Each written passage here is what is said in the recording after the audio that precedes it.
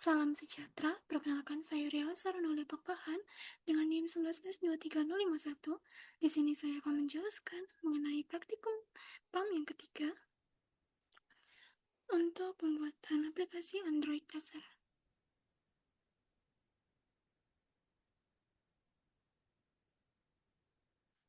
Baik, jadi yang pertama itu akan saya jelaskan untuk strukturnya, di mana aplikasi ini merupakan aplikasi Android berbasis Jetpack Compose dengan nama paket org.pam.pm-p3 dengan NIM saya IFS3051.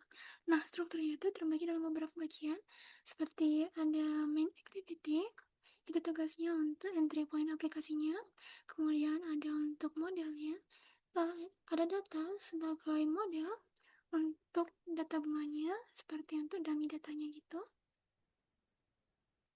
Flower data di sini untuk sebagai modalnya, kemudian ada dummy data sebagai untuk data statis yang akan menunjukkan ini nantinya. Kemudian ada helper, di mana console helper itu bertugas sebagai konstanta nama-nama rutenya, sementara root helpernya itu bertugas sebagai navigasi dari helpernya. Kemudian ada untuk UI-nya, seperti UI app di sini untuk nav host atau routing utamanya. Kemudian ada komponen-komponennya itu yang bakal dipakai nantinya. Terus ada screen untuk menampilkan halaman-halaman dari aplikasi Android dan theme untuk mengatur pewarnaannya.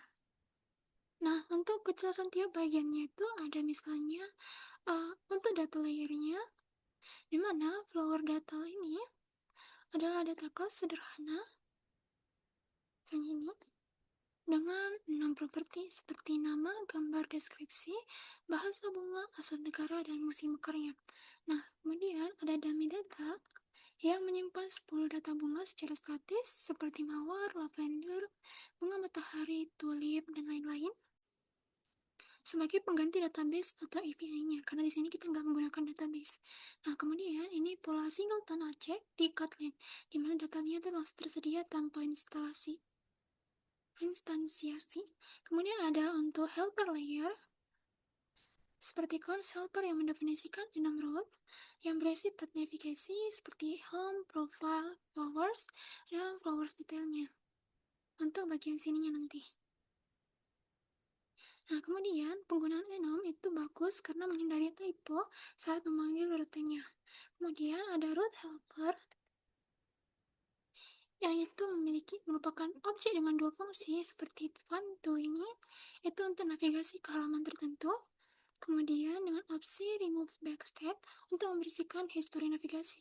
Kemudian ada back, sini fun back ini itu untuk kembali ke halaman sebelumnya via pop backstab. Seperti itu. Kemudian ada untuk navigation layer, yakni UI app-nya ini. Nah, di sini itu kita gunain Host dari Jetpack Navigation Compose, di mana ada 4 rute yang didefinisikan, yakni rute home yang untuk home screen, rute profile untuk profile screen, kemudian ada rute flowers untuk flower screen, kemudian ada flowers in, di mana itu untuk flowers detail datanya yang menerima argumen string.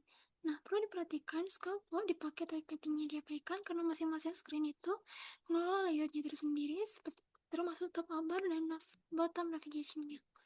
Kemudian ada untuk UI komponen, seperti bottom komponen ini itu gunain ZIL class navigator bottom nav untuk mendefinisikan 3 menu, yakni home,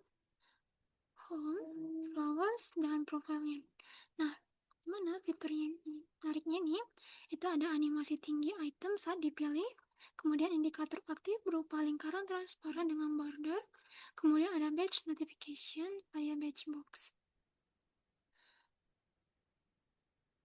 Nah, kemudian ada top up bar komponen, ini komponen yang fleksibel dengan fitur ada tombol back-nya, kemudian ada fitur pencarian inline, terus ada drop down menu, terus ada support item destructive. Kemudian untuk loading UI ini itu animasi ripple loading, seperti misalnya kalau dia agak lelet gitu waktu tampilannya, seperti itu tadi, itu untuk loading UI-nya. Kemudian ada untuk screen, mulai dari home screen itu untuk halaman sambutan card judul,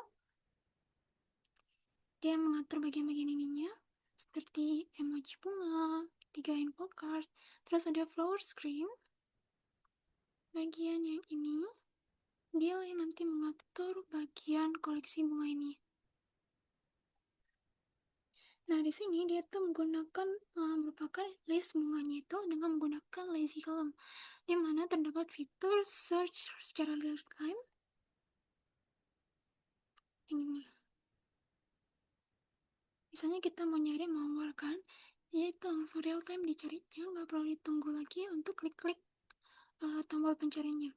Kemudian ada flowers details here screen, dan itulah yang mengatur ini apakah menerima parameter follower name dari navigasi dengan mencari data bunga dengan find.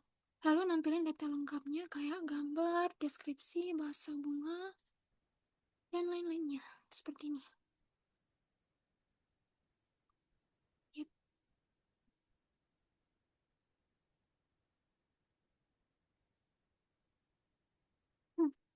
Kemudian ada untuk profile screen, inilah yang nantinya mengatur tentang profile.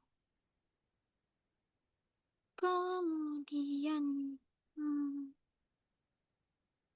nah ini kemudian ada untuk theme, seperti untuk color ini, inilah nanti yang bikin untuk temanya. Saya di sini bikin untuk floral theme, dimana itu dominannya itu merah mawar, terus lavender sama peach.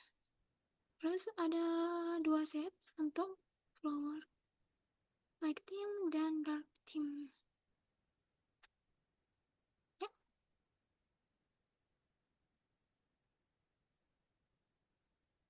Nah, kemudian untuk argumentasinya itu hal-hal yang udah baik dari sini itu ya, untuk separation dalam struktur data kodenya itu udah lumayan baik, dimana tiap layer itu terpisah seperti data layer, helper layer, UI layer, navigation layer, dan lain-lain.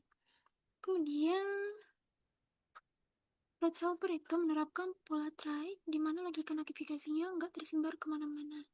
Terus komponennya itu, tiap komponen itu lumayan reusable karena parameter optional yang banyak. Tapi ada nanti yang perlu bisa diperbaiki, itu yang pertama adalah flower screen. Itu gunain flower yang bisa di replaceable untuk setiap search, dimana lebih baik pakai derived state of atau view model biar nggak terlalu bergantung dengan state yang mutable. Kemudian karena di sini nggak ada view model, jadi kalau misalnya mau diganti untuk bisa pakai API, ini arsitekturnya perlu diubah lagi. Dan profile screen masih hardcode, karena memang kita nggak pakai backend di sini. Nah, kemudian untuk kesimpulan dari presentasi ini, yakni ini adalah aplikasi bahasa bunga ini adalah project Android dengan pembelajaran mendemonstrasikan navigasi multi-screen dengan Jetpack Navigation Compass dan argumentasi. Kemudian ada komponen UI reusable seperti top upper, top bottom navigation, dan loading UI.